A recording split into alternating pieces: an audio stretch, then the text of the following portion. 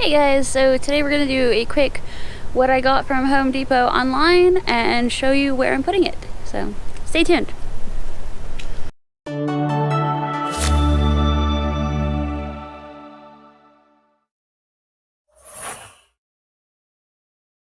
Alright, as you can see, it's a very big box. I've kind of already opened it a little bit. I just wanted to get that started to get the shipping label out and everything. But this is a burlap.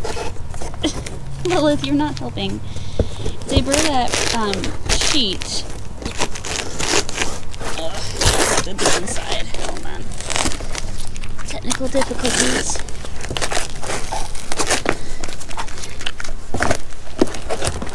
There we go.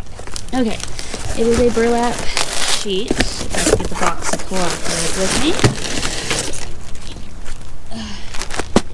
That's what it looks like. It is 3 feet wide, so this whole length here is 3 feet by 150 feet long. So if you were to roll this end to end, it would reach 150 feet.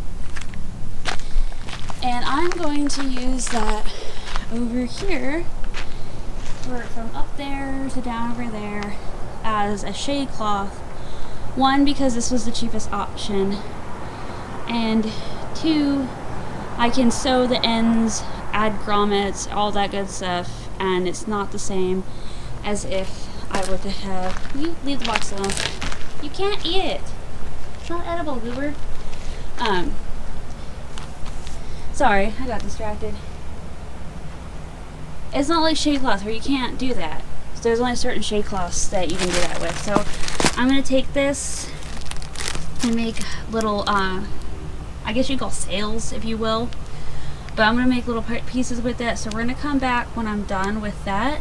And then we're going to put that all together. And I'm going to show you how I went through that process. So I'll see you when I get at least one of them up. Alright guys. So sorry for the glare from the camera, but if you can, or from the light I should say, if you can see, I have it attached to the roof. I just used some screws. They're just regular Phillips, I do believe wood screws. They're black. That's what my husband had in his box of things. I didn't want to get the power tools out because he's sleeping. And then I attached it to here with zip ties.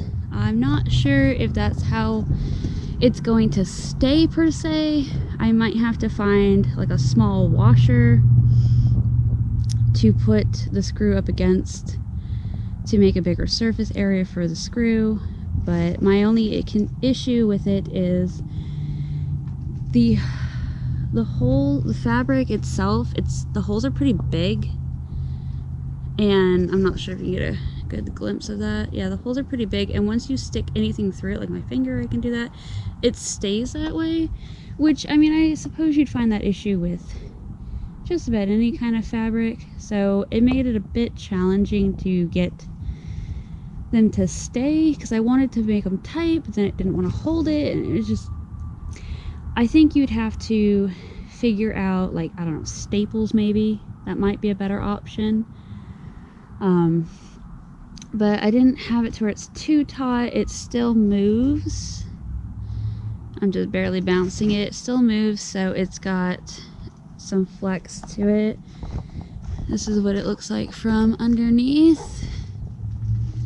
And you can see where it kind of looks like it bunches down there, but I mean, I am working by myself, so it's not going to be perfect. I'm going to do the rest of this section here. Let me see if I can show you from the other side so it's not so bad. Okay, so I'm going to be doing the rest of this section here, up to about this tree here. Sorry, I'm trying to block the light. So somewhere before this tree, I'm going to stop.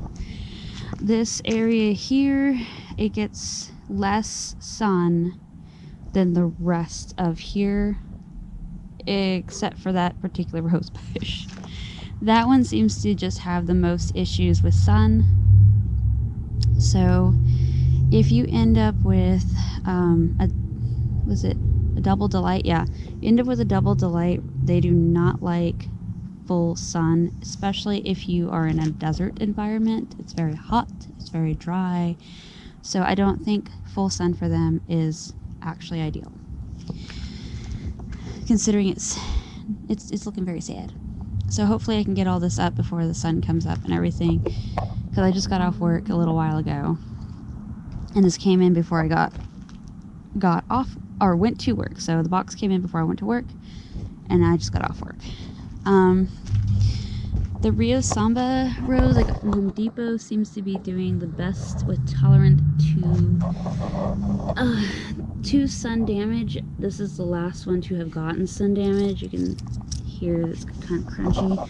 And my Double Delight is also a little bit more tolerant to sun damage. I'm guessing with my ranculouses down there, the reason that they shriveled and died has nothing to do with what season it is or whether or not it's their season, but has everything to do with it was just too much sun and they weren't quite used to it, because Home Depot does leave them over in a shady-esque area, so they do have shade cloth.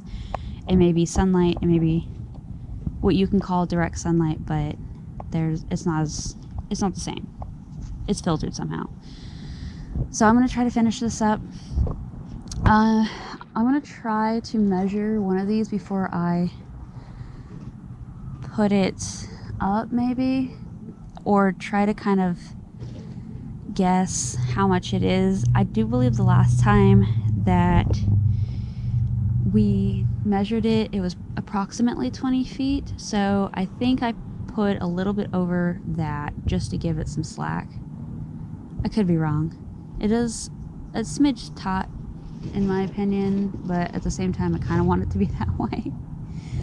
So, well, thank you guys for watching. I will give you guys an update soon in the daylight. I'm sorry there's not a lot of showing or anything interesting to look at, but I just wanted to kind of go over that. Oh, and before we go, the only thing that I seem to have an issue with is because the burlap is meant for a weed control, so I think there is a weed repellent on it. I'm not sure. It smells like chemicals anyways, so that is to be noted, that the burlap does have a funny smell to it. So it was $50, take what you want kind of thing. It was the cheapest option I could find with the most footage I could find. But anyways, thanks for watching, and I will see you guys on the next video very soon. Bye guys.